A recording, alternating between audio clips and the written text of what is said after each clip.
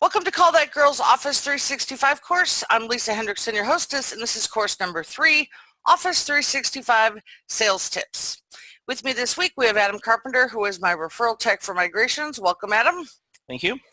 And Adam and I work pretty close together, and since we've been doing a lot of migration work, I've been kind of pulling him into my sales funnel, so he's definitely a part of this. But Adam, go ahead and explain what you do for your clients. I think you are MSP level, right?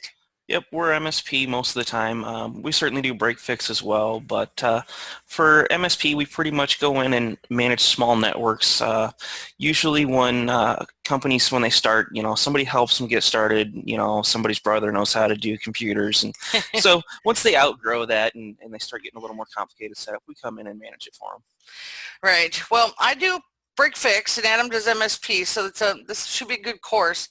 I'll explain here in a minute what kind of sales I do, and Adam can chime in with his as it's relevant. But before we get going, I want to take a minute to thank our sponsor AppRiver for sponsoring the course, and thank you to BitTitan, who's offering 3 free licenses. Adam is going to be doing that demo as well here in a course or two, right? Yes. Okay, good.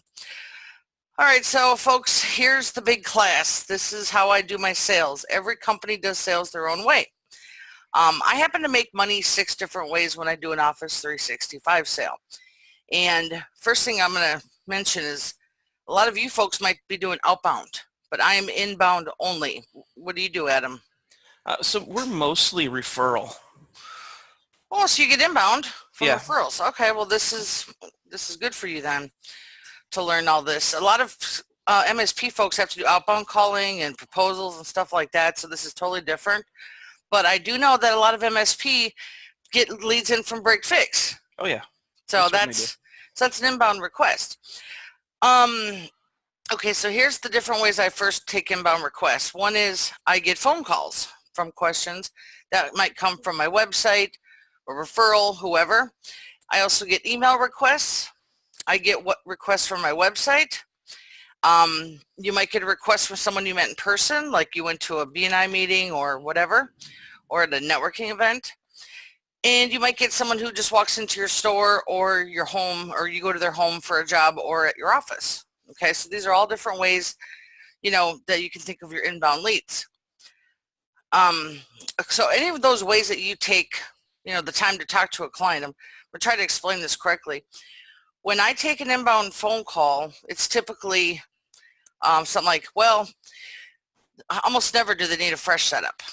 They always need to get something fixed. That seems to be for me. Other people might be getting fresh setups, or they want to do, they're ready for that next move. I don't find those as often. Do you? No. Usually they got kind of a mess and they're not even really sure where they need to go. They know what they want. They know how they want it to work. And then it's up to us to make it work or provide the solution. Right. A lot of times we have a big mess with our IMAP. And I take that as a ding, ding, ding. That's a lead. Yeah. And I also get a lot of Gmail requests. Ding, ding, ding. That's a lead for sure. Mm-hmm. Not the G Suite people, but I have a lot of companies still on Gmail IMAP, which a lot of them are still using @gmail.com. Yeah. Which is awesome, because that's a fresh setup. Sure. Well, so either way, no matter what you do, the first thing I do, number one, is I try to schedule a consult with these people. Now, the thing is that back in the day, I didn't have consults. I used to just listen to them and help them and give them all their answers for free, until I was like, now, are you ready for that migration? After giving them an hour of free stuff, okay? That not only didn't work, I gave away just so much information that many times I heard, well, thanks, we'll get back in touch. Yeah. And you follow up. And then they never get back to you because they've taken your advice already and found someone cheaper and did it themselves. Yeah. So the first thing I try to do is listen for a couple minutes and kind of get an idea where they're headed. If they've already gotten in trouble or if they need fresh, kind of judge it. But I've learned that listening is important. Taking notes is important too for some people. And then I try to put a cap on it. 15 minutes max to listen to somebody. But during that 15 minutes, I try to figure out if they need a repair done first, which repairs lead to migrations. Okay. Right. Many times. So sometimes you want to start with repairing. But I can tell that and I've told many people on my podcast this, my 8-minute mark is when I start to get antsy.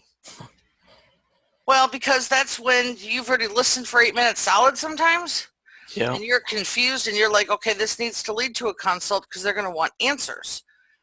And so I've kind of put this at the 8 to 15-minute mark that I try to say my fees, get that in there. Second of all, let's get you in for a 1-hour consult.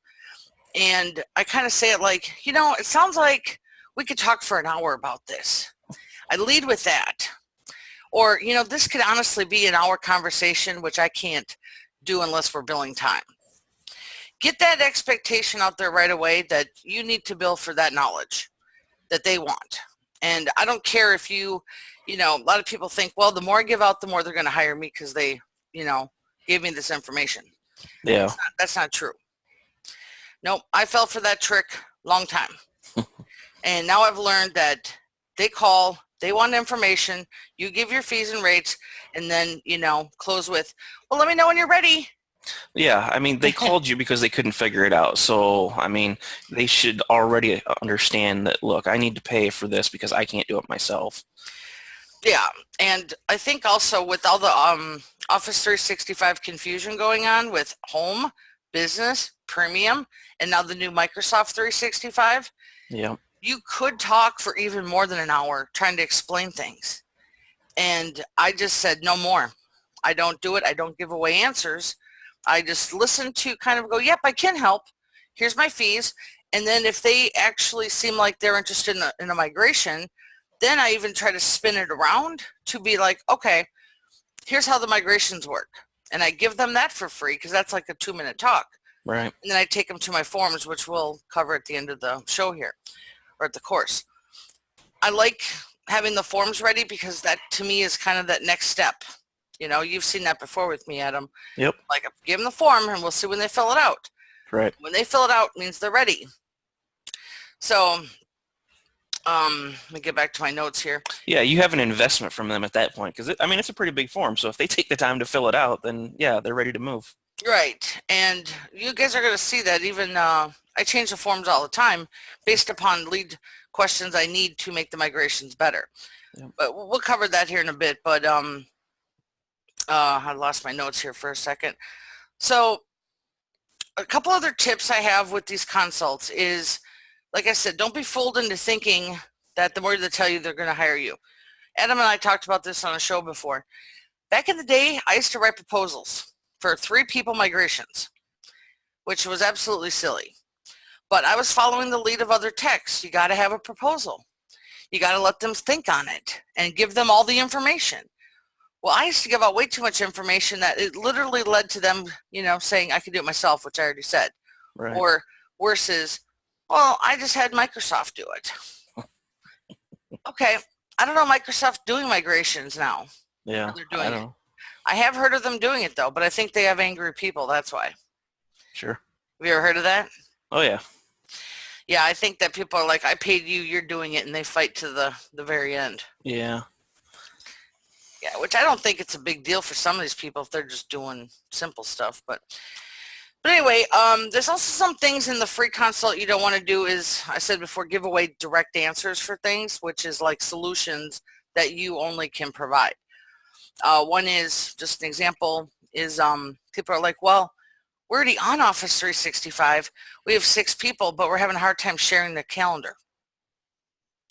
Well, I know what the answer is, and I know why they're having problems. And the first thing I say is, oh, are you having problems sharing on mobile?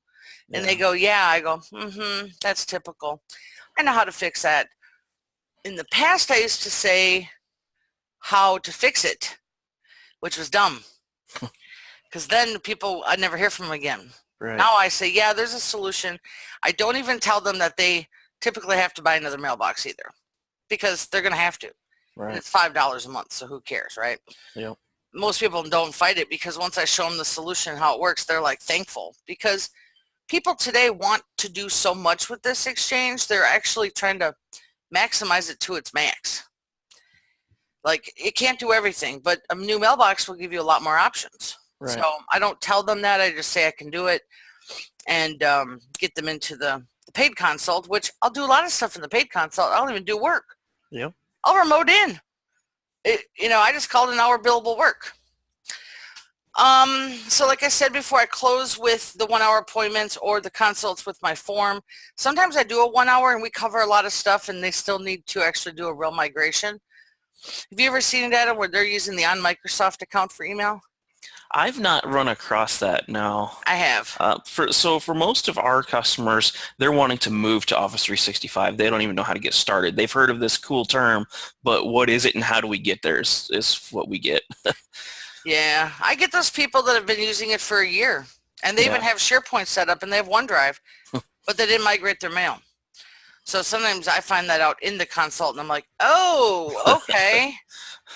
Well, it's sometimes easy. I think now it is easier to do with in the admin, but yeah, you can just change the domain in the users. Yep. Yeah, it's a little bit nicer.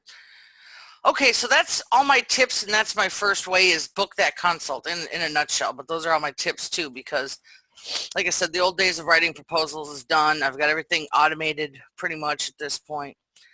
You got any other tips you want to add to a consult? No, that's pretty straightforward. Okay, well, there's a lot to it, and it took me a long time to get this down. Because remember, I used to be that tech that, it was actually a few months ago. I took one, the lady was just hammering me down for answers for 30 minutes. Never heard back from her, and I knew it. Afterwards, I think I actually cried because I was so angry at myself for being used again when I knew I was already trying to cut that off. It's so easy to get into that situation, especially if that's the way you've done it forever. It's hard to, it's easy to set the process. It's hard to change to the process. Mm-hmm.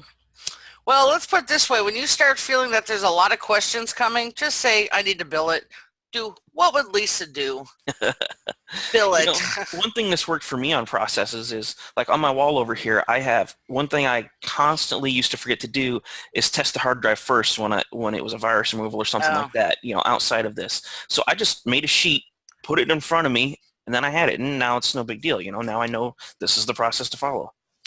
Yeah, well, the consults are kind of like Wild West for me. Yeah.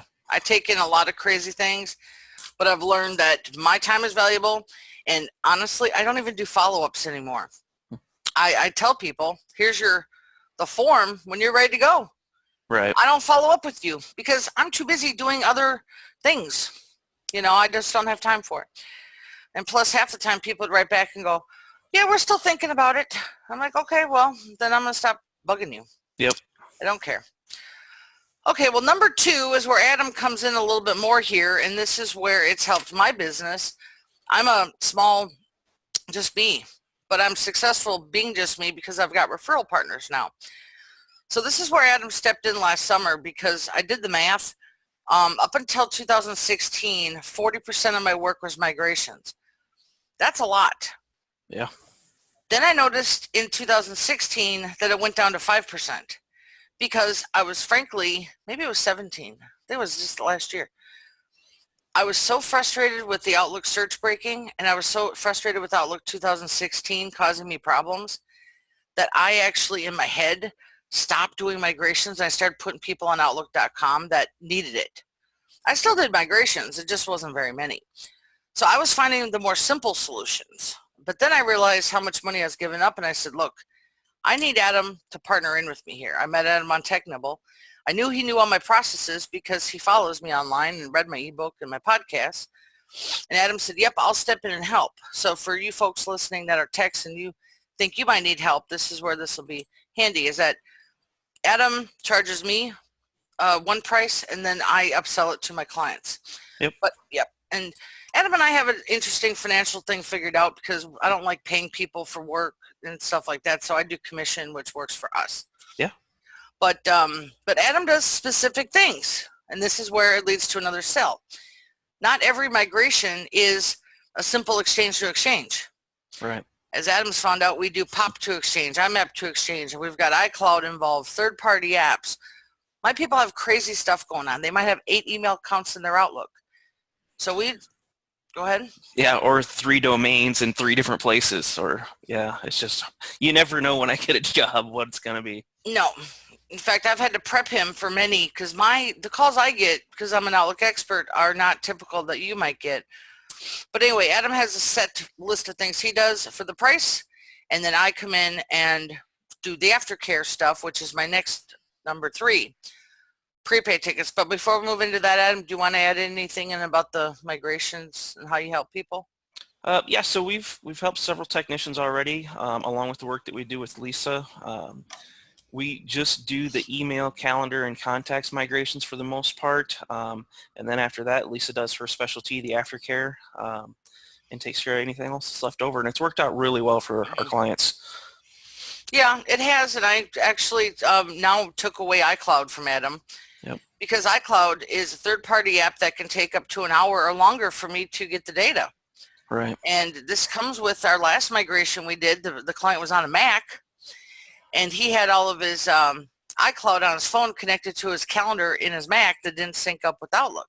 Yeah. So that and was, with our set price where it is, we can't fit that in, and that's where your prepaid tickets really work well for them. Yep. So number 2 is migration. I get a commission off Adam. Number 3 is prepaid tickets.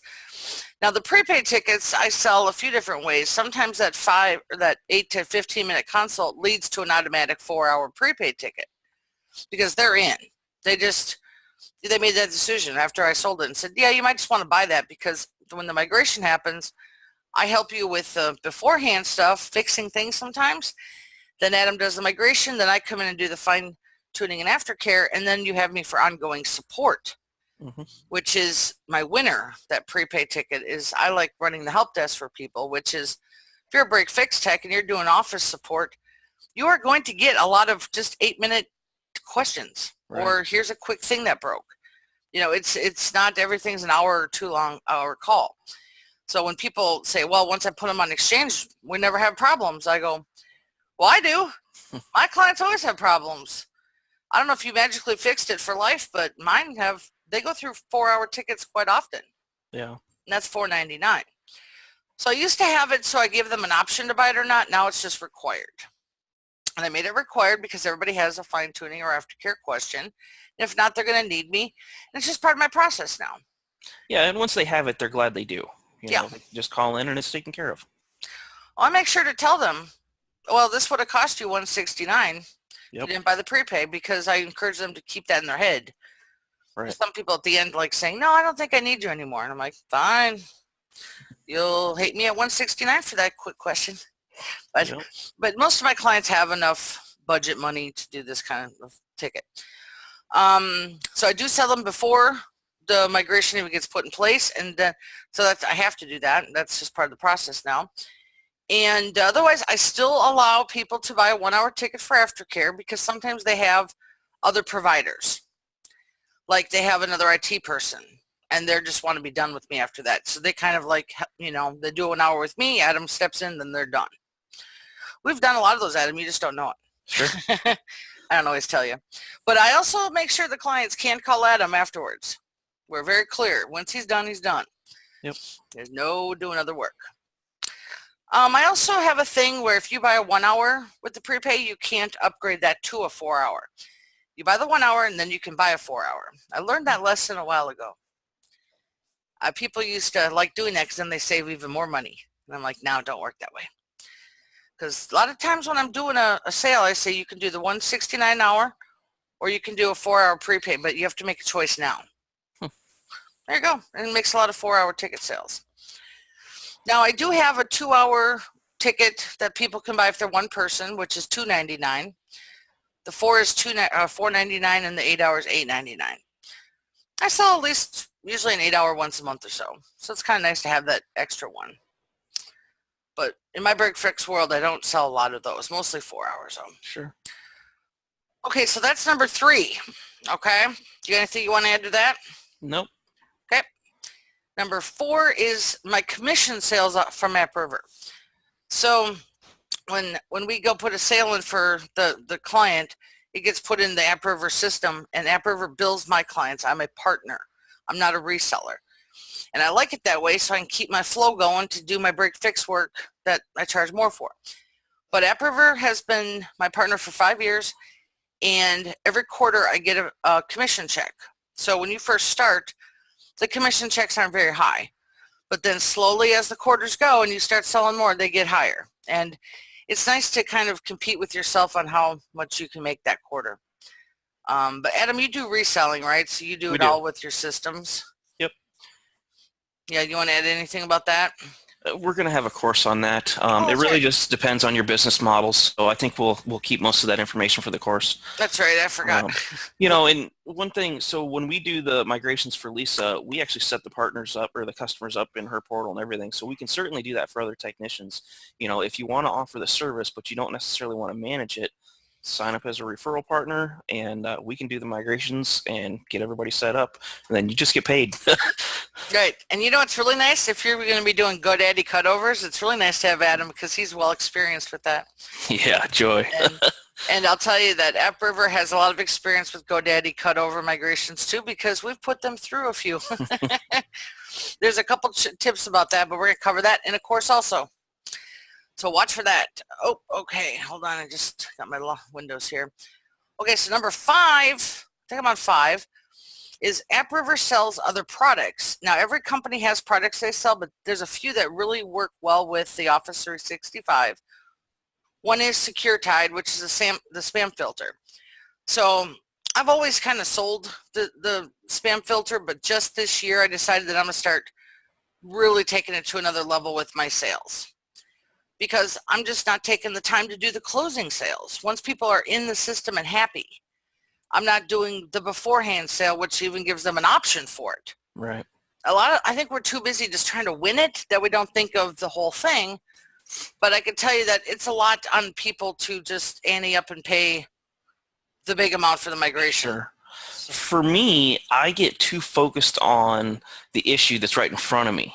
And so I don't think about the other possibilities. That's from me too. I was too worried about how am I going to get this migration together that you don't think of the other products. Right. So I'm going to show you in my form here where I have some options for a little teaser. And then what I plan on doing, which just was a thought in here in the last couple of months, is how do I get them after? Okay, and have them start seeing the products and things like that because the AppRiver covers all of that. You don't even have to deal with it. You just send them the lead. One is the SecureTide. The other one's encryption. And encryption is getting really popular now with all the hacking and phishing out there. Sending financial data and wire transfer frauds and agreements, real estate transactions, all of that should be done through encrypted mail now. So if you have clients that are doing it, you know which one of your clients is going to fall for a phishing scam or not. And those are the ones that should be buying this stuff and be trained on it. Yep. So that is what was the other product? I didn't write it down here. Encryption, spam filter, and compliance and archiving. Those are 2 also, but I don't deal with that so much. Yeah, I don't either. No. I really like the SecureTide, the spam filtering, because you get really nice reports with that. And so for us, we get the reports because the clients, they look at it and they're like, okay. But for us, we can explain it to them and say, look, this is what you're getting. And it's an easy sell, especially if they're coming off just basic webmail where they're getting tons of spam. We've moved customers to Office 365 because of that. So. Oh, yeah. I have it. I like it every day, but I have to watch it now every day because I'm starting to see like crazier stuff like go in there. Sure. And I like seeing that. So anyway, the encryption and compliance, we're actually going to do a course on that too down the road here a little bit because there's so many parts of Office 365 that need to be taken care of. That's why the courses will probably go on for quite a while. Number 6 is a new thing I started here about 4 months ago, which I'd already been doing, but I decided to formulate an exact plan. One is using referrals. So when I send like Adam, he was my first one. Like when I send Adam a job, he gives me a referral commission. Mm-hmm. There is no more billing the client for Adam's time. I cut out that aspect of it because a lot of people are like, well, here's what they always say. I'd love to work with you, Lisa. You set your price and I'll tell you mine and then you bill the client and you pay me. I go, nope. I don't like that way. It just makes it more complicated. It is. It's more paperwork to manage and track, and I trust my referrals, so I don't even really write them all down. Right. Like I say, hey, go call Chad for this, and I send Chad the info, and Chad's like, cool, I want it, and in a month he sends me a commission check. I don't need to track that stuff. But the thing is, if your business is not to the point of needing referrals yet, start thinking of it this way. in the next few calls you take for Office 365, start listening to the clients. If they ask for things that you don't know and you say, no, I don't do that, you need to start saying yes to that. Yep. Because yes brings you more money. And the thing is, if you say, you know what, I think I know someone that might know how to do that, it's not in my wheelhouse though. You're never going to steer someone wrong by saying, I know someone else that does that. Mm-hmm. Because then it's a referral from you and they already called you. And I hate when I hear text saying, well, I don't want to give away all the money, I'd rather learn it. Well, sometimes you should have a professional that does it all the time do it and make a nice hearty commission check. Well, that's just it. If you tell your customer you can't do it or you don't know how, there's no money whatsoever. But Right. if you have somebody that can do it, then yeah, you can get a commission off it. And regardless, the client's happy and they're going to stay with you because you're already Right. providing services and you've provided the solution. Yeah, and I'll tell you that with the prepaid tickets now, a lot of people are finding tons of new things that I don't know. Power Apps, Power BI. You know, they want extreme stuff done. And here's what I tell them. Your prepaid tickets cover me. If I have a referral, you pay them directly. I don't tell them that I get a commission, but the point is that I always have someone for everything. Right.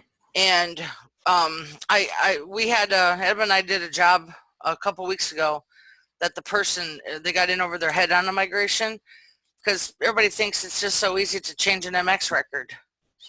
Well, the client of theirs ended up losing mail for 2 days and had a horrible experience. And Adam and I came in and you know, we fixed it. Right. But unfortunately, the person involved still just wouldn't let it go. Yeah. And that's what we want you. So you just relax, let us do this, and then you step in and do what you're really good at. Yep. And not everybody's good at migrations. Not everybody's good at the little things, OneDrive setups and transferring data and all that. So you find out what you want to learn and what you're good at. These courses will be very helpful. But there's a lot of things I refer out. Yeah. I don't want to know it all. And sometimes I think, gosh, I should really know that dynamic CRM. The problem is you can't be great at everything, you know? No. So if you try to do it all, you're going to be mediocre at best because it's just too much to keep up with. So pick what you like, pick what you know, and do it. And then figure out your referral partners who you can use. You know, I've used one of your referrals as well for an access job. Yeah. I didn't even know where to start, you know? Worked with Amy and it was great. It was easy. Yeah, I've actually got a referral for almost everything I need now. I'm pretty happy with my referral circle because you guys see me out there on social media doing stuff, this and that. When everyone's like, I need someone, I'm like, oh, I have someone. Yep. And I'm quick to tag somebody or send an email or put it on TechNibble. I know people because that's just my life now is being connected. So I'm going to close this out by saying that it's referral commissions is not my big dollar ticket here, but any sale is great to keep in my funnel. It's my funnel. Well, and it helps build relationships. That's what you're looking for. Yeah.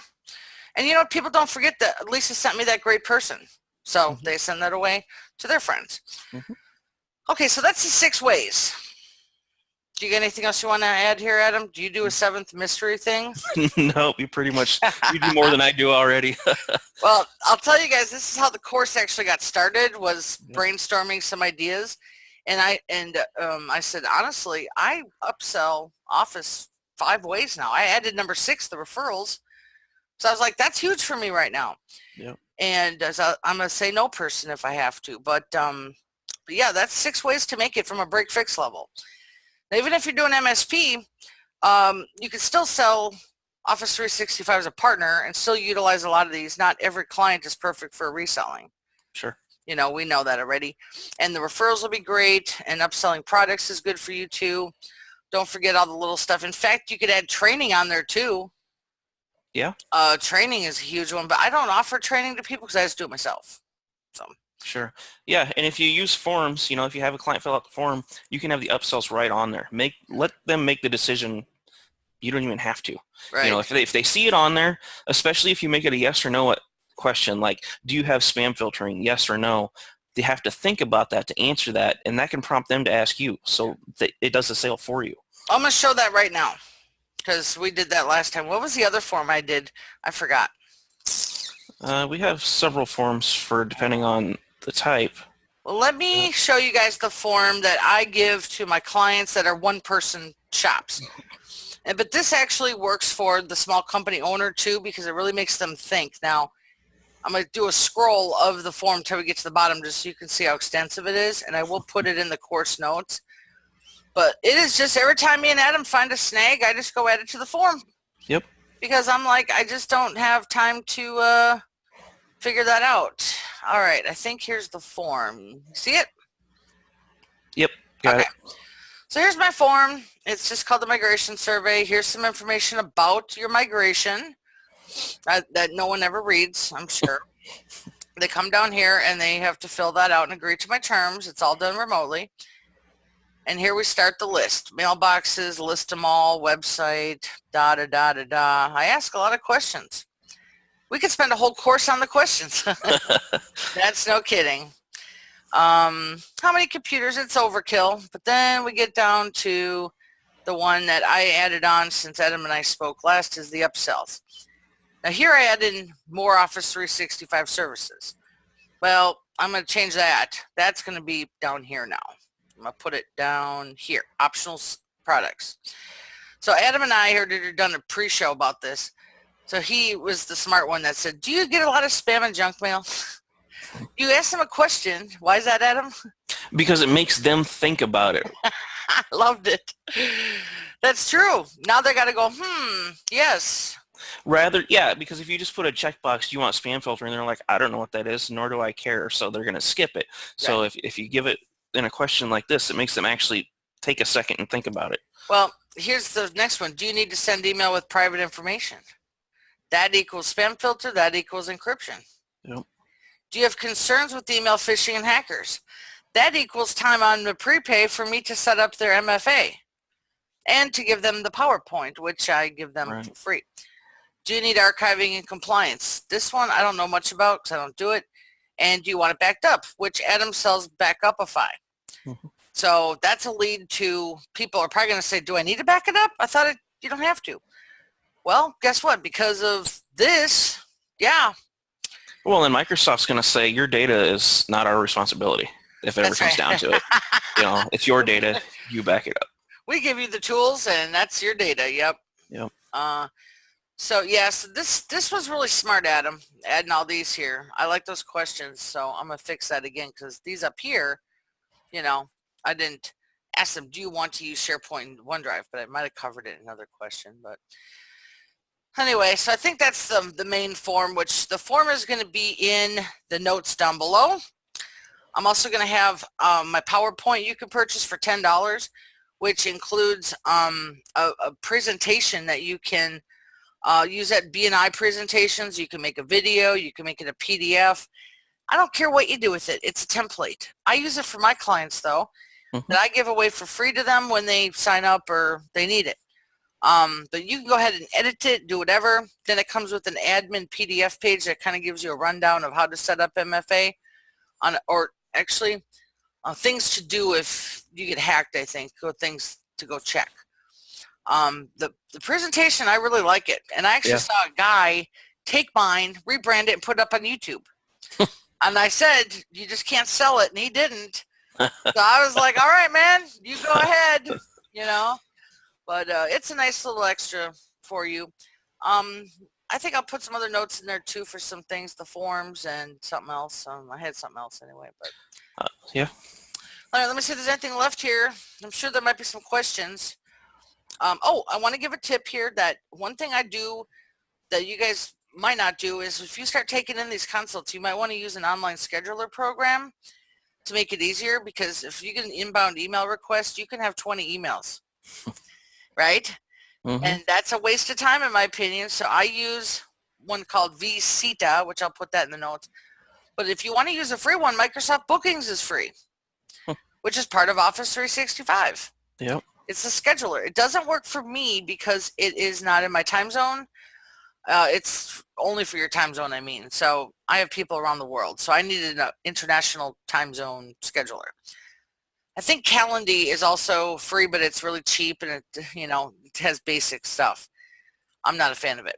But get an online scheduler program, because then what you can do is in an email say, let's schedule time, and you let them pick the time, and then it's really accurate. And I use my online scheduler for everything I do anyway.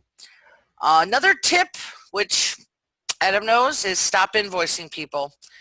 If you're doing a migration under $2,000, people generally have had zero problems with giving me a credit card. Right.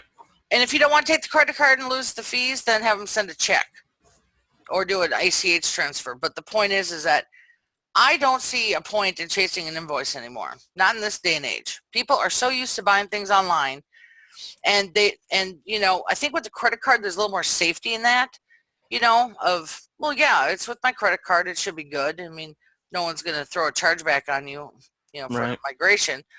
But I've taken some big credit card right then and there, and then it's paid for. I don't have to worry about it. Yep. I don't like invoicing. And make sure, here's a little tip I learned from PayPal, is always have them pay the invoice. You don't take their credit card from virtual terminal. Cool. The PayPal protection doesn't cover you if you do it through your virtual terminal. I learned that. Let's just say I don't do that Interesting. anymore. No. Everything's a learning experience. Well, I know a lot of people do PayPal because I love it. I've been with them 10 years. But, you know, when they pay you, then if they decide to do a chargeback, PayPal covers it immediately. But if you take their money, then you're down chargeback road. Interesting. Yeah. Yeah. Well, okay. So let's see then. Just if you're new to this, just prepare and have managed expectations with anything. And we're going to be covering a lot of this stuff in the courses. That's why the techs are teaching it. So we can give you real examples of real things that happen. These are not typical, you know, training videos. They're from real life experiences. And this is why, go ahead. If you have something that, you know, a new project that you're taking on and you're not real comfortable, reach out to Lisa. She probably knows an expert in the subject. They can work with you the first time or two to get familiar with it. Right. Or you can hire me or Adam to help with coaching. Sure. Now you don't even have to hire us to do the work. You can say, look, we just coach me through it. I've coached a lot of people. Mm-hmm. Basically, I'll give you the steps. You just learn it and do it. And what they really want is, you know, just how do I get started? Right. Like, well, the good thing is Adam and I are coaching, and AppRiver is great with the coaching also. And they're open 24 hours a day. So if you're stuck on like a DNS record at 11 o'clock at night, you can call them. Mm-hmm. And I know a lot of people think, well, I don't need the help. Well, it's really nice to have the help. So that's why I like using them as a partner, and I've been with them for a very long time. Yeah, a great example of that is we had that migration a while back, and we could not get Outlook 2016 to connect, and we went through a whole list of things, and AppRiver escalated it to Microsoft, and oh yeah, there's this new thing you can try that nobody, I mean, they didn't even tell anybody. So, I mean, yeah, you may run into one of those isures. Yeah, but the client didn't have to call Microsoft. Right. But Microsoft sometimes needs a remote in, but AppRiver will liaise on that. Yep. They help get it all done so the client doesn't have to deal with it, and I love it. Yeah, it's been great having them, and it's actually helped my business quite a bit. So thank you, AppRiver, for all that and sponsoring the course. And I'm also going to take a moment here before we close to say that I've got a few more notes here. We've got other marketing partners on the FAQ page. Please make sure you check them out and click on their products and sign up for their things. Thank you again to BitTitan for sponsoring. I've got a bunch of stuff down below outside of the PowerPoint. I've got videos. I've got Outlook training for technicians, $10. I have Outlook videos for $10. And I also have raw code videos that you can actually buy, put on your server, host on your SharePoint, do whatever you want. You can brand them, do everything, and give them to your clients as gifts or training modules. That's it, Adam. Anything else? Nope, that's it. All right, gang, we will see you on the next course. I'm not sure which one it is, but this is course number 3, and it'll be out next Sunday. That's it. Thanks, everyone. See ya.